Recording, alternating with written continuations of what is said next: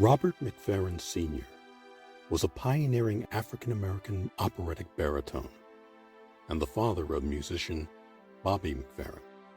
He broke racial barriers in 1955 by becoming the first black man to sing a solo role at the New York Metropolitan Opera, debuting in Verdi's Aida. His career included a total of 10 operas at the Met over 3 seasons and providing the singing voice for Sidney Poitier in the 1959 film Porgy and Bess.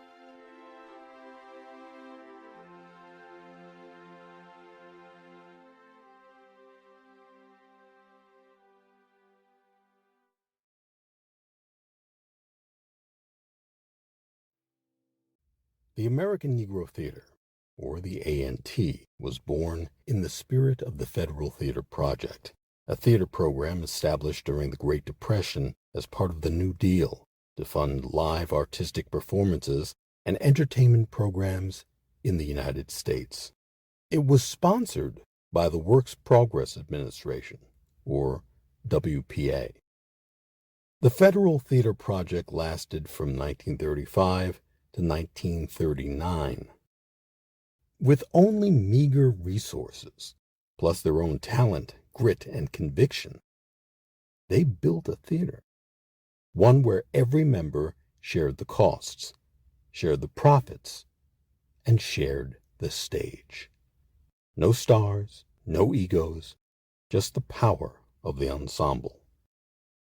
Harlem's Little Theater Library, in the basement of the 135th Street branch of the New York Public Library, hosted all of A&T's early performances. Their first Broadway triumph was the all-black cast of Anna Lucasta, a sensation that took their work from Harlem to the world. But success never pulled them from their mission. The A&T remained true to 4 guiding goals: to train a permanent acting company that reflected the unique gifts of African Americans, to tell the truth about Black life with honesty and integrity, to lead and inspire Black theater groups across the nation, and to use the stage to kindle racial pride, not racial apathy.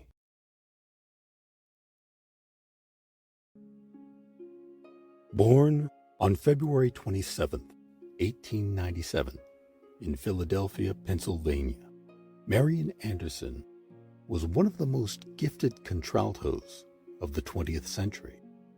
Her rich, resonant voice, along with her unwavering dignity in the face of injustice, captivated audiences around the world.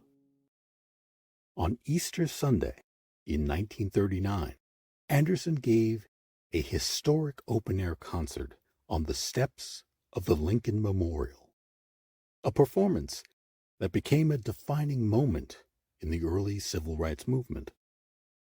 The concert was arranged after she was denied the opportunity to sing at Constitution Hall by the Daughters of the American Revolution, solely because of her race. But rather than silence her, the incident only amplified her voice, making her a global celebrity and a true civil rights icon.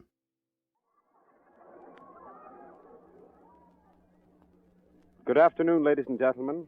We're speaking to you from the steps of the Lincoln Memorial in the nation's capital, from which point the National Broadcasting Company brings you a song recital by the gifted Marian Anderson, considered by music critics throughout the world as possessing a most outstanding contralto voice. This concert is presented under the auspices of Howard University of Washington, D.C. Miss Anderson will sing from a stage built on the steps of this impressive memorial to America's Civil War president, looking out over the beautiful reflecting pool to the Washington Monument. Marian Anderson is singing this public concert at the Lincoln Memorial because she was unable to get an auditorium to accommodate the tremendous audience that wished to hear her. Thousands are gathered near the memorial to hear this Easter Day recital, which is perhaps the first open-air concert ever held in Washington. Miss Anderson will be introduced by Secretary of the Interior Harold L. Ickes, after which she will sing a group of three songs: America, the aria O mio Fernando from Donizetti's opera La Favorita, and Schubert's Ave Maria.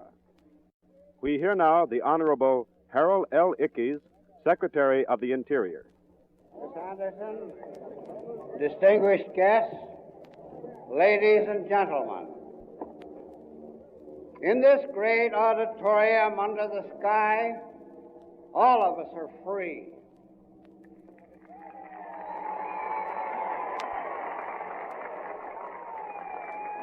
When God gave us this wonderful outdoors, and the sun, the moon, and the stars, He made no distinction of race or creed or color.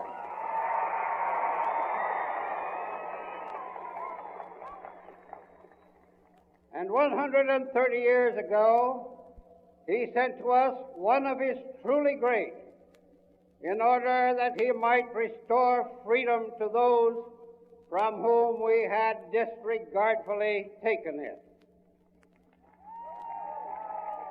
In carrying out this great task, Abraham Lincoln laid down his life.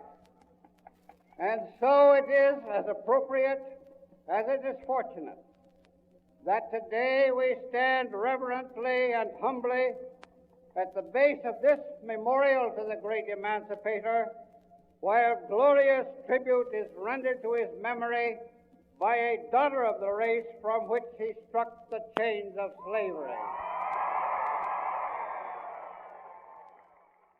In support of Marian Anderson and equal rights, First Lady Eleanor Roosevelt resigned her membership in the Daughters of the American Revolution. In 1943, making an exception to its racial ban, which did not end until 1952, the Daughters of the American Revolution invited Anderson to perform at Constitution Hall for a war benefit concert. Anderson agreed, under the condition that the audience be integrated.